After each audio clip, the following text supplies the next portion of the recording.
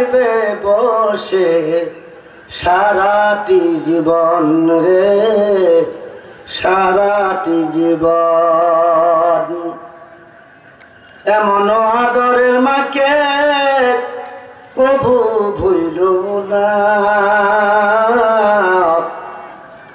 মা বাবাকে ভুললে কভু জান্নাত পাবি না। কে দিল রে মায়ের মনে এত মধুর মায়া, কে দিল রে মায়ের মনে এত মধুর মায়া। তাই তো মায়ের মুক্তি দেখে লাগে মোদের দয়া, মায়ের চাইতে অধিক দয়া, মায়ের চাইতে অধিক দয়া, অতি দয়াবান সে তোমাদের মহান স্রষ্টা আল্লাহ মেহেরবান। নামাজই পারে একমাত্র খারাপ থেকে মানুষকে ফিরাইতে, নামাজই পারে মানুষকে বিপদ থেকে রক্ষা করতে। সম্মানিত হাজিরিন, সূরা রুমের মধ্যে ৪৭ নম্বর আয়াতে বলেছেন, বান্দারে তুমি যদি আমার উপরে ঈমান আনো, তুমি যদি আমল করো, তুমি যদি সালেহ হয়ে যাও, তুমি যদি আমাকে আমি আল্লাহকে কথা অনুযায়ী জীবনটাকে গঠন করো, আমি আল্লাহ তাআলার পক্ষ থেকে ওয়াদা করলাম মুমিনদের সাহায্য করা আমার আমি আল্লাহর পক্ষ থেকে ওয়াজিব হয়ে যায়। আমরা এতদিন নামাজ কালাম পড়লাম, নামাজ তো ওই নামাজ, নামাজ অনেকের আছে ফাওয়াইলুল লিল মুসাল্লিন, নামাজের মধ্যে আমাদের উদাসীন, যার দৃষ্টান্ত হলো বিগত দিনের শীত গেল, শীতের সময় ফজরের নামাজের সময় মুত্তাকি নাই। আমি নিজে তার প্রমাণ। অনেক এলাকায় মাহফিল করতে গিয়ে এলাম, দূর দূরান্ত গিয়েছি, দিনাজপুর শহরও ঢুকছি, রাত্রে আসতে দেয় নাই, ফজরের নামাজের সময় দেখলাম কেউ নেই, আজানের টাইম ওভার হয়ে যাচ্ছে, শেষে আমি নিজে আজান দিলাম। আজান দেওয়ার পরে তারপরে একটা মুসল্লি মুরব্বী মানুষ লাঠি ভর করে আসে, বসে হুজুর রাত্রে মাহফিল হয়েছে তো এই জন্য টের পাই নাই। তো বললাম যে ফজরের নামাজের সময় কতগুলি লোক হয়? বলছে কমসে কম না হলে ২০-২৫ জন হয়। বলে আজকে যে কেউ নাই, আপনি আসলেন, বলে যে রাত্রে মাহফিল হয়। আমি কিন্তু প্রেক্ষাপট আলোচনা, মাহফিল হলে কি হয় বলেন? অ্যাকশন হয়, রিয়াকশন হয়, রিয়াকশন। আর গান বাজনা হলে ডাইরেক্ট অ্যাকশন হয়। অ্যাকশনের অর্থ হলো আপনার শিক্ষিত সমাজ, মানুষ এত মনোযোগ দিয়ে শ্রবণ করে, গান শেষ হয়ে গেলে তারপরে ২-৪টা গানের আয়াত মনে মনে কল্পনা করে গাইতে থাকে, এটা হলো অ্যাকশন। আর ওয়াজ মাহফিল হলে রিয়াকশন, পার্শ্ব প্রতিক্রিয়া, উল্টাটা। যেমন উল্টাটা, যেই এলাকায় মাহফিল হয় ওই মহল্লায় বিশ্বাস ঠাকুরের চ্যালেঞ্জ থাকলো গোটা পৃথিবীতে। যে এলাকায় মাহফিল হয় ওই এলাকায় ওই দিন ওই মসজিদে ফজরের নামাজের মুসল্লি কম হয়।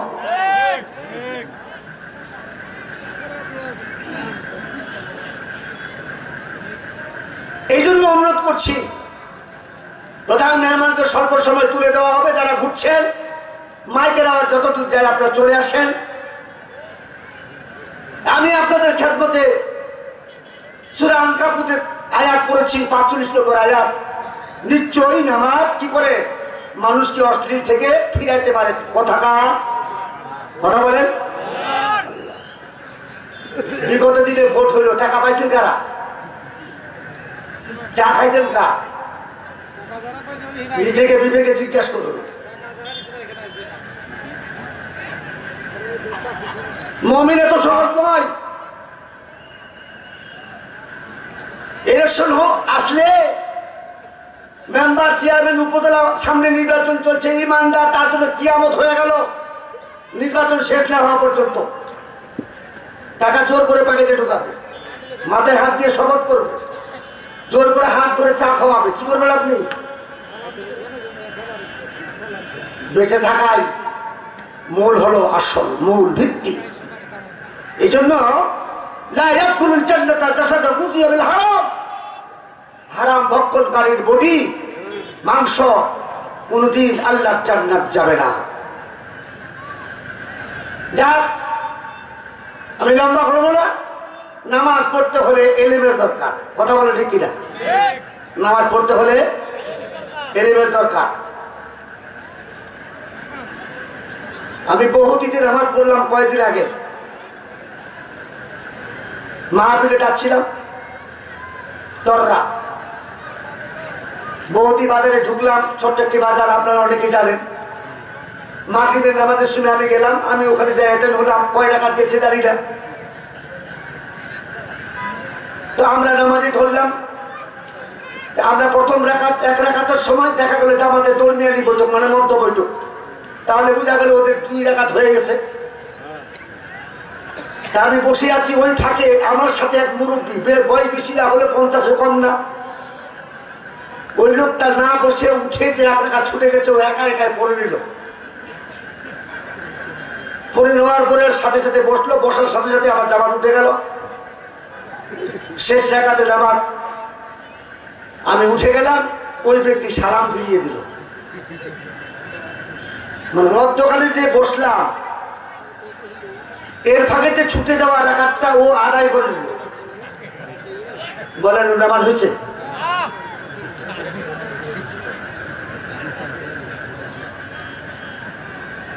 সম্মানিত হাজিরিন,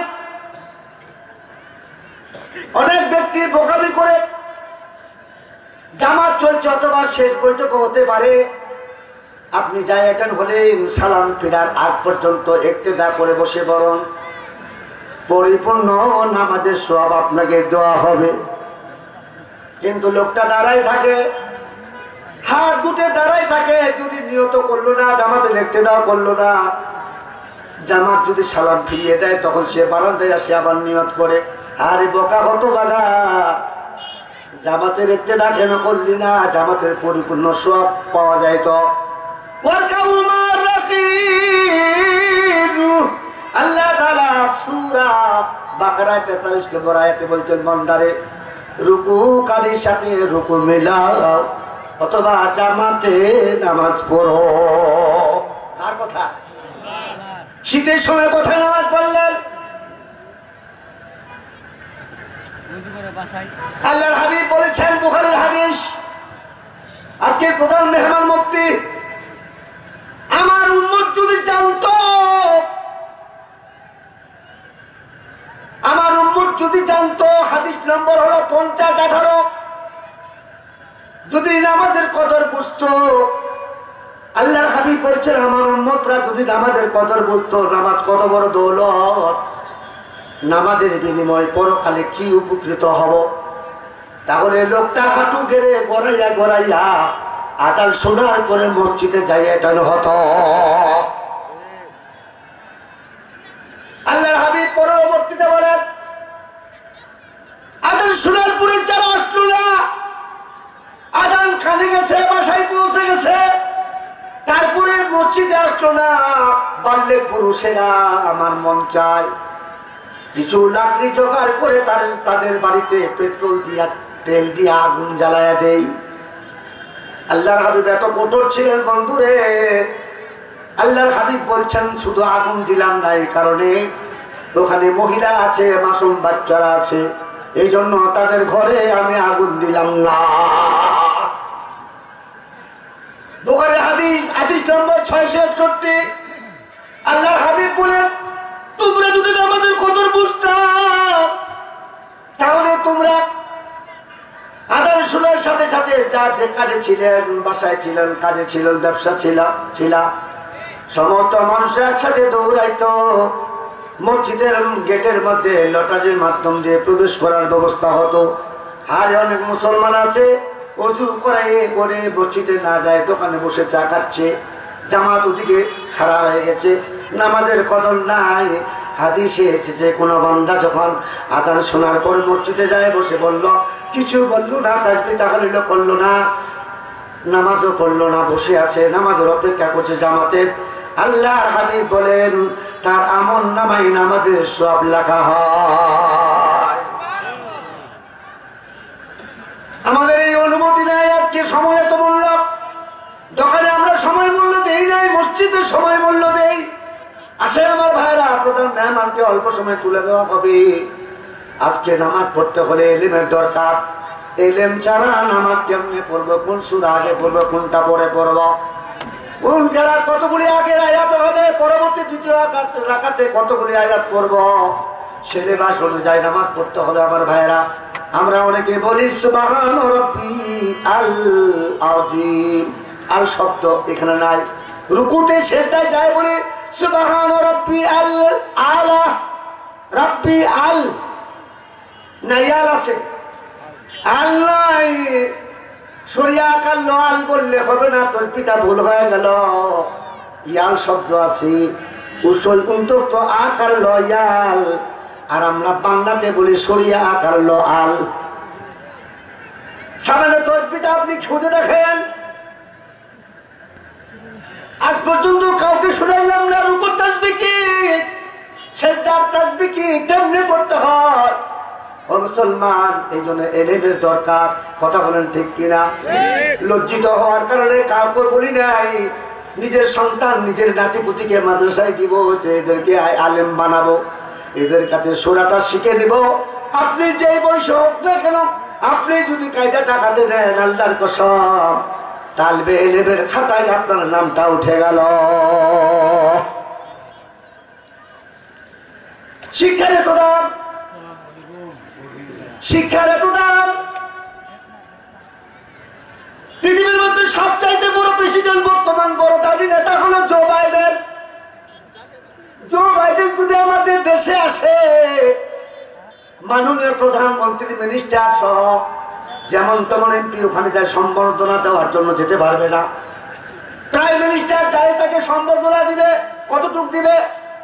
কয়েক ফিট, কয়েক গজ লাল গালিচা দিয়ে সম্বর্ধনা দিবে, এতটুকুই, আর বেশি পারবে না কোন দেশের মন্ত্রী। কথা বলেন ঠিক কিনা? কিন্তু আপনার ছেলে, আপনার নাতি, আপনার পতি গাঠটি মাথায় নিয়ে যখন বাসার থেকে বের হয়ে যায়, এখান থেকে যদি সৌদিতে যায়, ভারতে যায়, এখান থেকে পৃথিবীর যে কোনো প্রান্তে যায়, অথবা ভিয়েতনাম মাদ্রাসায় আসলো, আইলাপোতা আসতে পারে, বাইরুডে আসতে পারে, উরুপিলনে আসতে পারে, জমিনে হেঁটে হেঁটে আসতে পারে। আল্লাহর কসম, নবীর হাদিস, কোন ব্যক্তি যখন গাঠটি পটলা নিয়ে মাদ্রাসার অভিমুখে রওনা করলো, এখন অ্যাপ্লিকেশন করে নাই, ভর্তি হয় নাই, পা রাখার সাথে সাথে আল্লাহ তাআলার রহমতের ফেরেশতারা নূরের কর দিয়ে তার পদতলে সম্বর্ধনা দেয়। নিষ্পাপ ফেরেশতারা সম্বর্ধনা দেয়। সে যে পথে যাক, যত দূর রাস্তা চলো, নূরের ফেরেশতার পদতলের উপরে, করের উপরে সে চলতে থাকে। বলতো এরাই হলে দেশের বর। বাদশায় গেল, কায়দা হাতে নিল, নেওয়ার পরে কিছুদিন চললো।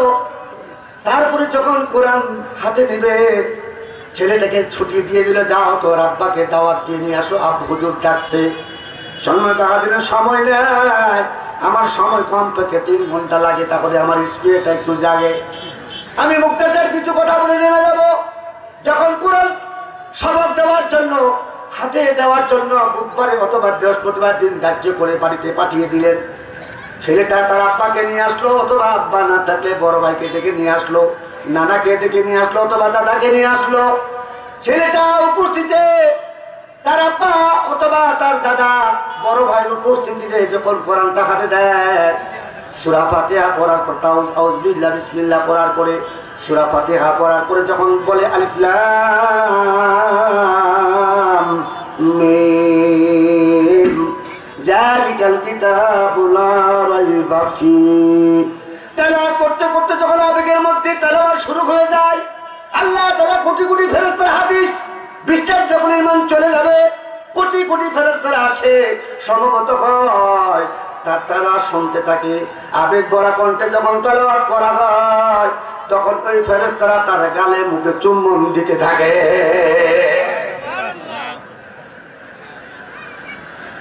এগুলো বন্ধুরা আমার ইতিহাস প্রমাণ। বাইজিদ বুস্তামি রহমতুল্লাহ আলাইহি তার আব্বা ইন্তিকাল করছে, মা হাত ধরে 6 বছর 5.5 বছর বাচ্চাকে মাদ্রাসায় নিয়ে গেল। মাদ্রাসায় যাওয়ার পরে হুজুরের সামনে যায় দিয়ে দিলেন, আমার বাচ্চাটাকে ছাড়ে দিবেন না, যতক্ষণ পর্যন্ত কোরআনের হাফজ শেষ না করে ততক্ষণ পর্যন্ত ছুটি দিবেন না। বলে ওর আব্বা কোথায়? বলে ওর আব্বা দুনিয়ায় নাই, আমাকে ওসিয়ত করে গেছে ছেলেকে আলিম বানাবে। ছেলেকে আলিম বানাবার পর তারপরে আমার ছুটি না করে তার আব্বার ওসিয়ত আবার আল্লাহর আদালতে জবাবদিহি করতে হবে। মা কেমন সচেতন ব্যক্তি, ছেলেটা রিজিক তালাশ করবে এটা দেখে দেয়, ওহির কালাম ছেলের কলিজার মধ্যে ঢুকাইবে। মা এরকম দোয়া করে মাদ্রাসায় দিয়ে আসলো। মা কিন্তু বসে নাই, প্রতি রাত্রে তাহাজ্জুদ পড়ে আর কান্নাকাটি করে। ছেলেটা রাত্রে ওখানে কোরআন পড়ে। অনেক দিন দীর্ঘদিন যাওয়ার পরে 18 সিপারার হাফেজ, সুবহানাল্লাহ। 18 সিপারা হওয়ার পরে একদিন হাওমাও করে কাঁদছে রাত্রে। হুজুররা জিজ্ঞেস করে তুমি কাঁদো কেন আব্দুল্লাহ? বলে হুজুর আমার আব্বা দুনিয়ায় নাই, আমার মা দীর্ঘদিন বাসায় আছে, কি অবস্থায় আছে, মায়ের চাঁদ মুখ খান দেখবার জন্য যদি একটু ছুটি দিতেন তাহলে রাত্রিবেলায় মায়ের সাথে রাত্রি যাপন করে সকালে চলে আসতাম। বিকাল বেলা ছুটি দিলেন। সন্তানের কান্না থেকে লা ইয়ারহামুল্লাহু মান লা ইয়ারহামুন নাস, বুখারীর হাদিস, যে মানুষকে দয়া করে না আল্লাহ দয়া পাবে না। ছেলেটাকে ছুটি দিয়ে দিলেন। বাড়িতে আসে 7 ওয়াক্ত হয়ে গেল, মসজিদে নামাজ পড়লেন। নামাজ পড়ার পরে মা ঘরে খিল দিয়া, একাই বাসা, ঘরে খিল দিয়া ঘরের মধ্যে নামাজ পড়ছে না, শুয়ে আছে, আল্লাহ ভালো যাবে। গেটের মধ্যে সালাম দিয়ে বলছে মা আমি এসেছি। মা ঘরের ভিতর থেকে জিজ্ঞাসা করলে বেটা তুমি কি শেষ করছো, কোরআন সবক শেষ করছো? বলছে না। কত দূর পড়েছে? বলে 18 সিপারা। বলে আল্লাহর কসম করে বলি যতক্ষণ পর্যন্ত 30 পারা কোরআন সবক না হয় ততক্ষণ পর্যন্ত আমি তোমার মুখখানা দেখতে চাই না।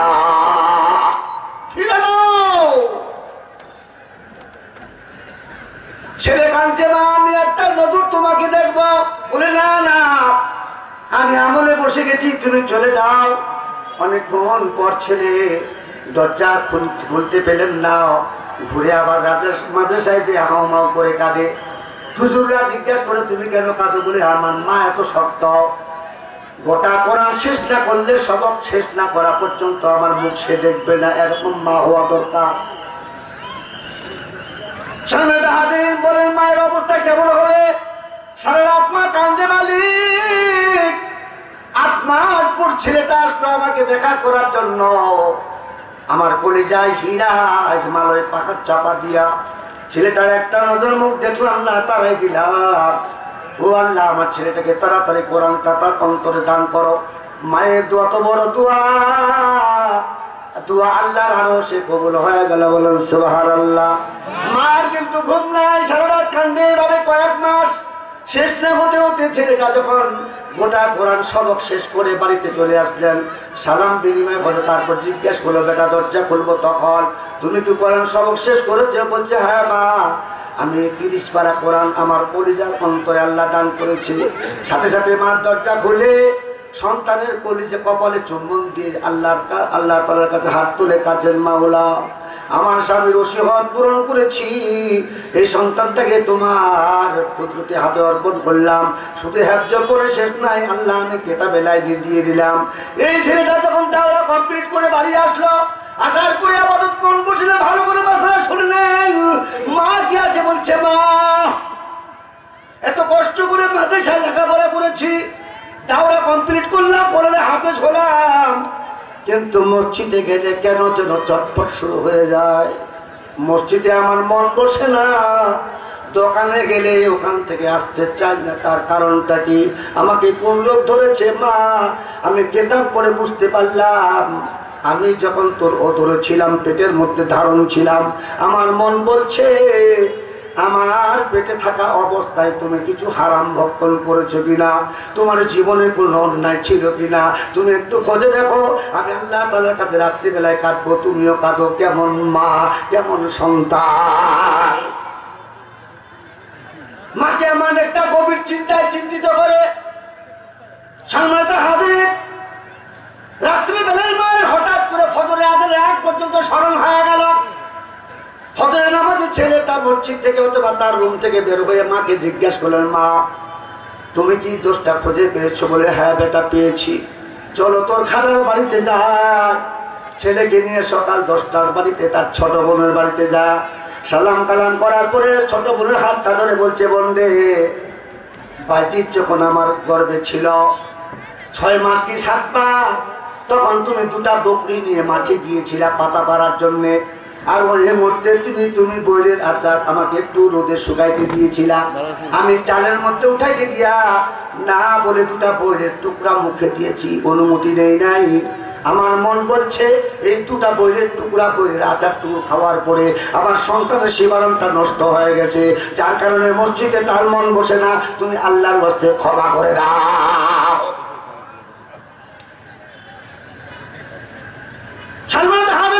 আমরা কত দোকানে পান খাই, চা খাই, টাকা দিয়ে নেই। নতুন দোকান ধরলে আমাদের এলাকায় মানুষ কাস্টমার ভিড় হয়, পুরাতন দোকান বাকি রাখে অন্য দোকানে যায়। ও মুসলমান, এটাও কিন্তু ইসলাম। রাগ করছিল আমার কথা বলে শুনে? আপনার জীবনের সব গুনাহ মাফ হবে, দেনার গুনাহ মাফ হবে না। দেনার গুনাহ মাফ হবে না যত তওবা করেন, তওবার মধ্যে গুনাহ মাফ নাই। এই গুনাহ তার পরিশোধ করতে হবে। 25 পয়সা দেনা থাকার পরে আমলনামায় যদি হাসরের ময়দানে ফুটে ওঠে, তাহলে পরকালে ওই ব্যক্তিকে বলা হবে তুমি তার কাছে 25 পয়সা পাওটা তুমি মাফ করে দাও। তখন ওই বান্দা ছোপ মারে কোপ মারবে, তখন বলবে বারে লাগি, আমি ওই বান্দার 40 বছর কবুল হওয়া ইবাদত আমাকে দান না করা পর্যন্ত আমি 25 পয়সা 1 টাকা দিন মাফ করে দিব না। বারে হাবা খালকে বাসি জুমলা রাত, বারে হাবা খালকে বাসি জুমলা রাত, বা খুদা তাসকিরুইলা কায়রে ওয়াজ। দাঁড়াই থাকি বোন যখন মাফ করে দিন, বোন একটু হাসি দিয়ে বলছে, বোন এটি কি অপরাধ? তুই আমার বড় বোন, আচার শুকাইতে গিয়ে একটু না বলে খেয়েছো, যেটা অনুমতি নেওয়া লাগবে নাকি? যা, যেহেতু মাফ চেয়ে এসেছো আমি মাফ করে দিলাম। বাসায় চলে গেল, সন্তান শুকর আদায় করে আলহামদুলিল্লাহ। মসজিদে যায়, একা ভাগে যায়, নামাজ কালাম সুন্দর করে পড়ে মাকে সালাম দিয়ে বলছে, মা এখন মসজিদে গেলে আর বের হওয়ার ইচ্ছা করে না। এই জন্য অনুরোধ করি, আমি নিজেই কবরে যাবো। হাদিসে এসেছে যে লোকটা আজকে মরে গেল, কালকে না করুক, যদি কিয়ামত হয়ে যায় তবু তাকে কমসে কম 40,000 বছর কবরে থাকা লাগবে। এত দীর্ঘ সময় কবর, দেনাটা পরিশোধ করে দেন। মায়েরা অনুরোধ করি, নিজের সন্তানকে মাদ্রাসায় দিবেন, সন্তানকে মাদ্রাসা পাঠাবেন। সন্তান যা শিক্ষা শিক্ষক, তারপরে যদি কোরআনটা মুখে নিয়ে নেয়, পিএইচডি পড়ুক আপত্তি নাই, ডাক্তার করবে, শেষ করুক আপত্তি নাই। আপনি মরে গেলে আপনার সন্তান নিজে জানাজা দেওয়ার মতো যোগ্যতা তৈরি হয়। ভাই গো, তোমার একটি ছেলে মাদ্রাসাতে দিও, মা গো তোমার একটি মেয়ে মাদ্রাসাতে দিও। এই পৃথিবীর বুকে তুমি জান্নাত কিনে নিও। একটি হরফ পড়লে ভাই গো 10টি নেকি হয়, একটি হরফ পড়লে মা গো 10টি নেকি হয়। পিতা মাতার আমল নামায় থেকে জমা হয়। রোজ নামাজে চোখের পানি ফেলে, রোজ নামাজে দুহাত তুলে চোখের পানি ফেলে রব্বে রহমা বলে কাঁদবে তোমার ছেলে, রব্বে রহমা বলে কাঁদবে তোমার মেয়ে। এই দুয়াটি মাওলার কাছে সবচেয়ে বেশি প্রিয়। ভাই গো তোমার একটি ছেলে মাদ্রাসাতে দিও, মা গো তোমার একটি মেয়ে মাদ্রাসাতে দিও। এই পৃথিবীর বুকে তুমি জান্নাত কিনে নিও। নারাই তাকবীর। তোমার জানাজাতে ইমাম হলে তোমার ছেলে, মনের কথা প্রভুর কাছে বলবে হৃদয় খুলে। তোমার জানাজাতে ইমাম হলে তোমার ছেলে, মনের কথা প্রভুর কাছে বলবে হৃদয় খুলে। সে সুযোগটা তোমার বেলায় হতে তুমি দিও। ভাই গো তোমার একটি ছেলে মাদ্রাসাতে দিও। এই পৃথিবীর বুকে তুমি জান্নাত কিনে নিও। লা ইলাহা মহব্বতে পড়েন, লা ইলাহা পড়েন, লা ইলাহা লা ইলাহা ইল্লাল্লাহ মুহাম্মাদুর রাসূলুল্লাহ সাল্লাল্লাহু আলাইহি ওয়াসাল্লাম। এজন্য সম্মানিত হাজিরিন, পৃথিবীর যতগুলি আমল আছে সব আমলের মা হলো, সব ইবাদতের মা, সব আমলের মা হলো সালাত, সব আমলের মা হলো নামাজ। হজ করে ভালো হবেন দলিল নাই, রোজা রাখে ভালো হবেন দলিল নাই, দান করে ভালো হবেন দলিল নাই। ও মুসলমান, নামাজ পড়ে ভালো হবেন দলিল আছে। মুসা আলাইহিস সালামের জমানায় একজন মহিলা এসে দু হাত একত্র করে চোখের পানি ছেড়ে দিয়ে বলছে, পয়গম্বর আমি এমন গুনাহ করেছি বলতে বড় ভয় লাগে। কারণ মুসার দেহের মধ্যে আল্লাহ তাআলা শক্তি দিয়েছিলেন ৬,০০০ যুবকের শক্তি।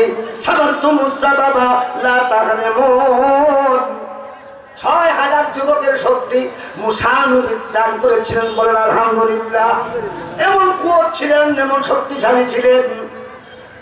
এই যুবকের ৬,০০০ যুবকের শক্তি মুসা আলাইহিস সালামকে আল্লাহ দান করেছিলেন। সে মুসা পয়গম্বর মসজিদের মধ্যে বসে আছে, এমন একজন মহিলা সে দু হাত একত্র করে চোখের পানি ছেড়ে দিয়ে বলছে, পয়গম্বর আমি এমন গুনাহ করেছি, আমার গুনাহ কি আল্লাহ মাফ করবে? আল্লাহ তাআলার হাবিব, আল্লাহ তাআলার পয়গম্বর মুসা নবী বললেন, তুমি কি গুনাহ করেছো বলো।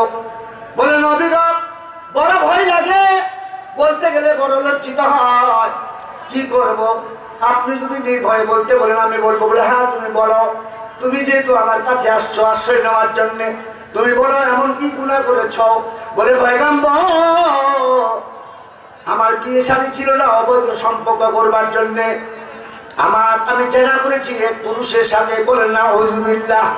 জেনা করার কারণে আমার পেটে বাচ্চা ছিল, বাচ্চাটা 280 দিন থাকার পরে যেদিন দুনিয়ায় আগমন ঘটলো, আমার পেট থেকে বের হয়ে দুনিয়ায় আসলো, আমি মা জিন্দা সন্তানকে দুটো পা ধরে, হাত দিয়ে দুটো পা ধরে গাছের মধ্যে আছাড় বেড়ে জঙ্গলায় হত্যা করে ফেলে দিয়েছি।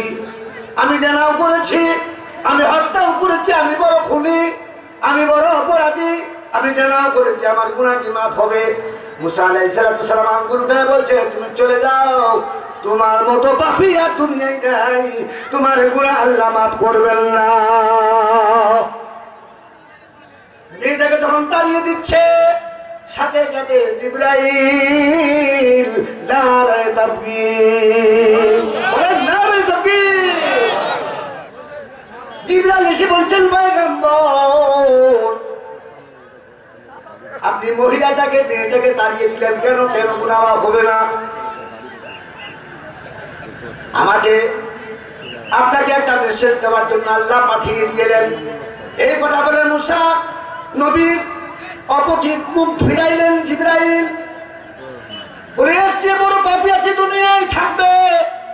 মুসা আলাইহিস সালাম জিবরাইলকে বললেন, বাকি ভাই জিবরাইল, আখি জিবরাইল উনজুর, আখি জিবরাইল উনজুর, তুমি আমার দিকে মুখ ফিরাও, আমার দিকে অ্যাটেনশন হও, তাড়াতাড়ি কথা বলো। জেনার চাইতেও, হত্যার চাইতো, খুনের চাইতো আর কোন বড় অপরাধ পাপী আছে? তুমি একটু বলো। জিবরাইল বললেন, এর চেয়ে বড় গুনাহগার হলো বেনামাজি।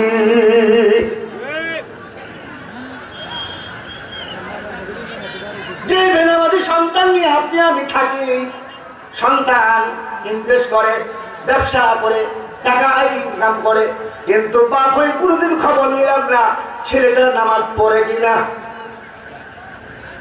দলিল নেন কোরআন থেকে, নিজের সন্তান যদি ইবাদত না করে, নামাজি না হয়, পূর্বের বক্তা সুন্দর বলে গেলেন, নামাজ আর কাফেরের আর মুসলমানের মধ্যে ডিফাইটেড তফাৎ হলো নামাজ। লা সালাতা লা ঈমানা, যার নামাজ নাই, সালাত নাই, তার কোনো ঈমান নাই। বাইনাল আবদি ওয়াল কুফরি তারকুস সালাহ, মুসলমান আর কাফেরের মধ্যে তফাৎ হলো নামাজ। পয়গম্বর এই হত্যাকারী মহিলার চাইতো, জেনাকারী মহিলার চাইতো বেনামাজি আল্লাহ পাকের কাছে বেশি ঘৃণিত, এরা বেশি পাপী। আপনার সন্তান যদি আপনি ওয়াজ করেন, মক্কা মদিনার ইমাম হয়ে যান, আপনি একজন মুফাসসির হন, আপনি একটা মাদ্রাসার প্রিন্সিপাল হন, আপনি একজন বড় নেতা হন, আপনি তাহাজ্জুদ গুজার করেন, এখন তো নামাজ জামাতে ছাড়েন না, দলিল নিয়ে নেন। আপনার সন্তান যদি জাহান্নামের প্যাসেঞ্জার হয়ে যায়, আপনার সন্তান যদি নামাজ না পড়ার কারণে জাহান্নামে চলে যায়, আল্লাহ তাআলা সূরা হামিম সেজদায় 29 নম্বর আয়াত আপনি মিলাই নেবেন। আপনার সন্তান আপনার ঘরে পা রেখে লাথি মারতে মারতে জাহান্নামে নিয়ে যাবে, আপনাকে জান্নাতে রাখবে না। সূরা হামিম সেজদা 29 নম্বর আয়াত। এই জন্য বন্ধুরা আমার, নিজের সন্তানকে নেককার বানাতে হলে প্রাথমিক পর্যায়ে কমসে কম আরবি শিক্ষায় শিক্ষিত করতে হবে। প্রত্যেকটা ব্যক্তি হাফেজ হবে, আলেম হবে, কামেল হবে এরকম না। ইসলামটা সহজ। হালাল হারাম পার্থক্য করবার জন্য যতদূর প্রয়োজন নামাজ কালাম, আজকে ইমাম সাহেব আসেরাই, ও খুতবা দিতে পারবে। আজকে জানাজা দেওয়ার মতো কেউ নেই, ইমাম সাহেব পাইলে পাওয়া যায়নি, ছেলেটা নিজেও দিতে পারবে। হালাল হারাম পার্থক্য, নামাজ কালাম পড়তে গেলে কয়েকটা মাসালা, এগুলি পড়া, এগুলি শিক্ষা করা প্রত্যেক নারীর উপর কি ভাই ফরজ। এই জন্য আসুন, হালাল হারাম চিনবার ব্যবস্থাপনা হলো কোরআন। ইকরাউল কুরআন ফাইন্নাহু ইয়াতি ইয়াউমাল কিয়ামাতি সাফিয়ান লিআসহাবি। বলেন আলহামদুলিল্লাহ। আল্লাহর হাবিব বলেন, হে আমার উম্মতরা, তোমরা কোরআন অধ্যয়ন করো, কোরআন বেশি করে শিক্ষা করো, কোরআন বেশি বেশি করে তেলাওয়াত করো। কোরআন তেলাওয়াত করবি তো আল্লাহ তাআলার সাথে তোমার খাতির হবে, আল্লাহ তাআলার সাথে তোমার ভাব সৃষ্টি হবে, আল্লাহ তাআলার সাথে তোমার মহব্বত সৃষ্টি হবে। আমি নবী ঘোষণা দিলাম, পরকালে হাসরের ময়দানে বিপদের দিনে কোরআন তোমাকে সুপারিশ করে জান্নাত পৌঁছাবে। সুবহানাল্লাহ বলেন না ভাই? সুবহানাল্লাহ বলবে যারা, আসিনে কি পাবে তারা। সুবহানাল্লাহ বলবে যারা, আসিনে কি পাবে তারা। এবার দেখি জোরে জোরে সুবহানাল্লাহ বলে কারা। মাগফিরাত দ্বারা তুমি যে আজ লুৎফে তো যাকে খুদ ফরমুদা ইলা তখনা তো বাহানে আনতা বিতাবি পায়ান বোয়াত নাও মে জি আজ রহমত তাদের শয়তাবুয়াত। সম্মানিত হাজিরিন, আমি হাদিস পড়েছি, ওকালুল সাহেবুল কুরআন, আল্লাহর হাবিব বলেন হাসরের ময়দানে কোরআনওয়ালাকে বলা হবে, আল্লাহ পাক বলবে, বান্দারে তুমি দুনিয়াতে যেভাবে তরতলে শহীদ কোরআন পড়ছো, ওইভাবে কোরআন পড়ো আর জান্নাতের সিঁড়িতে উঠতে থাকো। তোমাকে কদম মারা লাগবে না, জান্নাতের লিপের মধ্যে তুমি পা রাখলা, একটা আয়াত হবে তো একটা আয়াত বিশিষ্ট জান্নাত তুমি চলে যাবা। যত আয়াত তুমি পড়বা তত আয়াত তোমার অত অত বিশিষ্ট জান্নাত। কোরআনের আয়াত 6666টা, বলেন আলহামদুলিল্লাহ। আল্লাহর গোলাম আয়াত পড়বে আর জান্নাতে উঠতে থাকবে। 6666টা আয়াত পড়াও শেষ, 6666 তালা জান্নাত পাওয়ার পরে তখন সে নিচের দিকে তাকাবে। মাদ্রাসায় যারা দান করেছে, মাদ্রাসায় যারা করেছে, মাদ্রাসায় যারা মেহনত দিয়েছে, মাদ্রাসায় যারা খাদেমগিরি করেছে, ও মুসলমান আব্বা আম্মা সহ যারা খরচ ব্যয় করেছে, আপনার টাকা মাদ্রাসায় খরচ হবে, চারটিখানি ব্যাপার নয়, সকলের টাকা ভালো রাস্তায় খরচ হয় না, সকলের টাকা যাত্রা প্যান্ডেলের টিকিট কাটা হয় না। বন্ধুরে, মাদ্রাসায় আপনি ব্যয় করেছেন, নজর পড়ে যাবে, ইশারা দিবে তুমি আসো, জান্নাতে ব্যারিকেড পড়ে যাবে। তখন আল্লাহ তাআলাকে বলবে, মালিক তোমার কোরআন পড়ে 6666টা তালা পেলাম, কিন্তু অনেক দানবীর নিচে এদের আমল নামা খারাপ, এরা জাহান্নামের প্যাসেঞ্জার। এ আল্লাহ দয়া করে এদেরকে আমার সাথে জান্নাতে পাঠিয়ে দেন, না হলে আমি এখান থেকে ঝাঁপ দিয়ে জাহান্নামে পড়ে যাব। আমার ভিতরে কোরআন আছে, আমি কোরআন নিয়ে যদি জাহান্নামে একবার ঝাঁপ দিই, তোর জাহান্নাম কোনোদিন আর চলবে না, নিভে যাবে। আল্লাহর কালামের এত দাম, এই আল্লাহর কালামের সাথে সম্পৃক্ত হওয়ার আমাদের অনুভূতি আছে কিনা কথা বলেন? আছে? আমরা মাদ্রাসাকে ভালোবাসবো। মাদ্রাসা তালিবে ইলম মা আপনার বাসায় গেলে কে আছেন মা, কে করুন, আপনারা যারা এসেছেন, যাদের কাছ থেকে এসেছেন, এখান থেকে এখানে অনেকগুলি গরিব দুঃখীর ছাত্ররা ছেলেগুলি পড়ে, এরা ডাল ভাত খায়। আমরা আমাদের ছেলেগুলি গোস্ত না হলে, ভালো তরকারি না হলে ভাত খায় না। অনেক সময় কাঁদতে দেয়, আমার দুটো নাতি আছে, আমি নিজে দেখলাম, ভালো তরকারি না হলে খায় না, কিন্তু এই বাচ্চাগুলি সারা জীবন লাউ দিয়া, কবি দিয়া, পাতলা ডাল দিয়ে ভাত খায়। আপনি কি গুরুদের একটা ব্রয়লার কিনে দিয়েছেন? এই কোরআনওয়ালা যতদিন থাকবে দুনিয়ার জায়গা সব খায়না ঠিক থাকবে। মুসলমান ভাইয়েরা আমার, এই জন্য অনুরোধ করি, আপনার যা যেখান থেকে এসেছেন এখান থেকে নিয়ত করে যাবেন, মালিক আমি নিয়ত করলাম আমি গরিবের সংসারে থাকলাম, কিন্তু যখন রান্না করব এক মুষ্টি চাল উঠাবো, ধীরে ধীরে 30টা মুষ্টি চাল হইলে কমসে কম 1 কেজি তো অবশ্যই হবে। যেন আপনার নিয়ত করেন, প্রতি মাসে আমার বাড়িতে চুলায় জ্বলুক আর না জ্বলুক, আমি প্রতি মাসে 1 কেজি চাউল এই ভেটনা মাদ্রাসায় পাঠিয়ে দিব। মানজা বিল হাসানাতি ফালাহু আসরুম সালেহা, একটা দানা দান করলে আল্লাহ 10টা দানা আপনার বরকত আল্লাহ দিয়ে দেয়। এই জন্য মায়েরা নিয়ত করে যাবো আজ থেকে, আগামী মাস থেকে প্রতি মাসে এখানে সরকারের কোনো অনুদান নেই। যেই ছাত্র তারাই পেশাব করে, আমি নিজে দেখেছি, টাই পরে এমন স্কিন প্যান্ট পরে নাচ গান গায়, তারাই পেশাব করে, ওখানে সরকার বাহাদুর লক্ষ লক্ষ টাকা ব্যয় করে। আর যে ছেলেগুলি সালাম কালাম শিখায়, যে ছাত্রগুলির মাদ্রাসায় গেলে 40 দিন কবরে আযাব মাফ হয়ে যায়, এই মাদ্রাসায় সরকার কোনো সাহায্য করে না। আপনাদের দানের জেলা মাদ্রাসা চলে, পৃথিবীর এমন কোন নদীর নেই হক্কানি আলেম তার মা বাবাকে কষ্ট দিয়েছে এমন দলিল নেই। ও মুসলমান, এলেম ছিল না কিন্তু আবেগ ছিল, এলেম ছিল না, কি ছিল? আবেগ ছিল। আবেগ পর্যন্ত অলি। পৃথিবীর কোন আলেম দ্বিমত নেই, দলিল দিলাম। মুসলিম শরীফের হাদিস, হাদিস নম্বর 6402, মনে রাখবেন। কোন হাদিস ভাই? হাম করেন, ভূত ধরছে নাকি আপনাদের? বুঝো যারা বুঝ মানে না তাকে বোঝাবে কে, না বুঝো যারা হাম করে না ভূতে ধরেছে।